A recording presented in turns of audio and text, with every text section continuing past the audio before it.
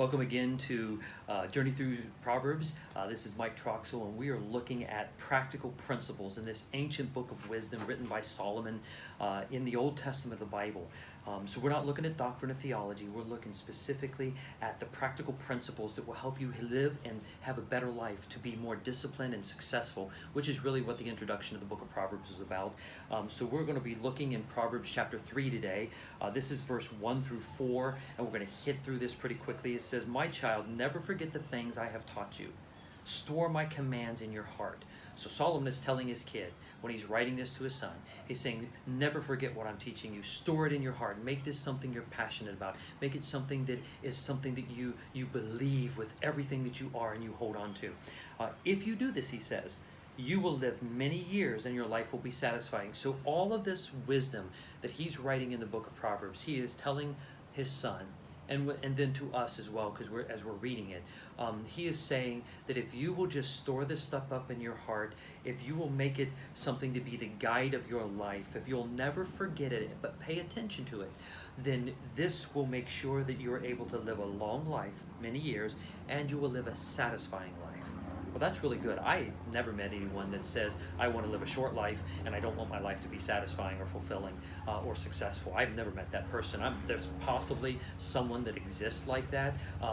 Even depressed people who say they want to kill themselves never really want to kill themselves. They just want to escape their misery that they're in, and they don't know how to do that. Pardon the helicopter flying behind me here. It's just a little bit loud as it decided to go over top. I'm not sure why they're there. Maybe it's a tour here. We're in Orlando at the SeaWorld Hilton Grand Vacations Resort. And so I don't know, it could be a tour over somewhere here in Orlando, just shooting over here. It could be the news. Who knows what it is. Anyway, so what we're looking at is that our lives, if we want to live satisfying lives, then we need to pay attention to wisdom. We need to pay attention to knowledge and cherish those things. And as I was saying, I've never met anyone that doesn't value those items.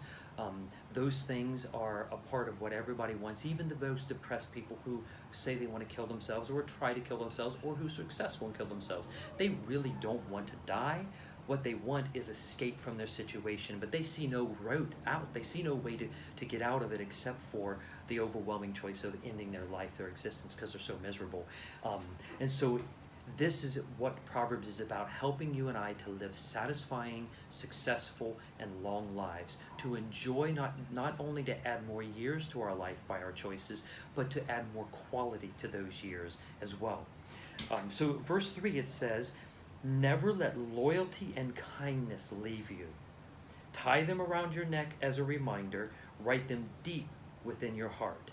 Then you will find favor with both God and people, and you will earn a good reputation." Nobody likes to be around people that are not loyal and that are not kind.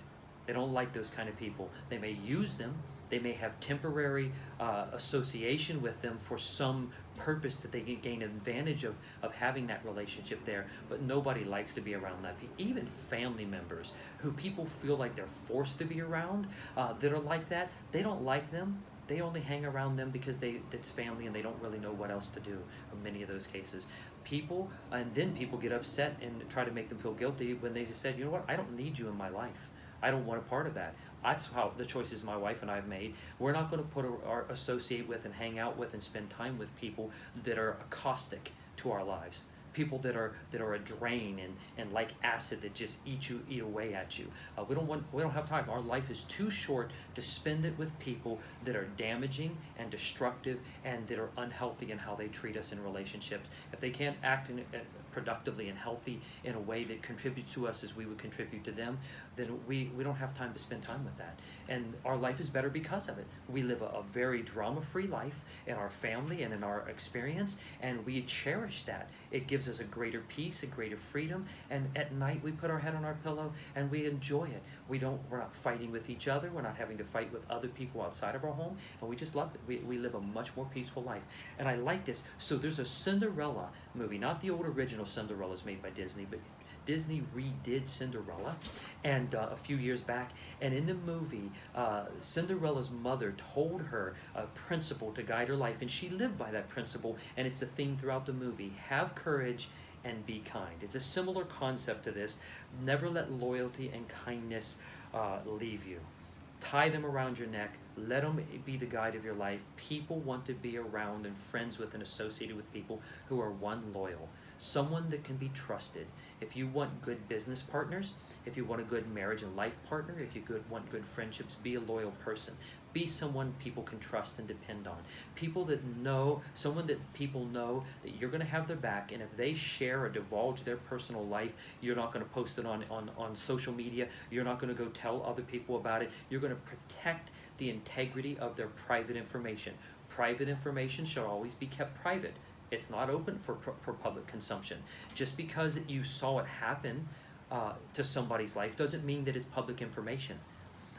It's private information. Just because they shared it with you doesn't make it public information. That's still private information. Now, if they said this is public information to share, then that's the kind of thing to share. And we've lost with social media the real difference in the definition and understanding of private versus public.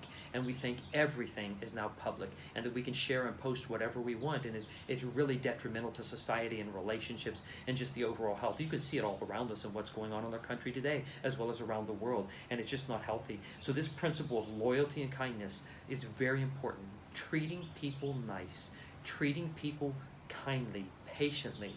Now, it doesn't mean that you don't have to be firm and direct with people, because that's part of kindness. Being firm and direct and holding people accountable is very important, a part of kindness. Ignoring that principle is not kind. Being untruthful about your intention or your feelings is not being kind to someone. Leading someone on with a false understanding or hope of a relationship with you or business or whatever, that's not kind. That's actually dishonest, and it's unkind to someone, because then ultimately you won't be able to sustain that, and it's going to become obvious what your real intention, your real thoughts are, and you should just be upfront about that and clear about it from the beginning, and not waste their time or your time, and not let emotion build up and hope build up. Just be straightforward and be direct. You don't have to be rude.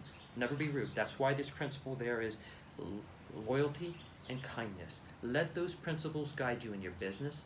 Let them guide you in your relationships. Let it guide you in your leadership, in your work, in your career, as you're building your career path, your journey. Let it guide you in your relationship with your neighbors and the people in your community, your civic activities and involvement, your church religious activities, if that's what you do, whatever your involvement, whatever aspect of life. Let these things guide you, and I promise you, if you choose well, you will live well.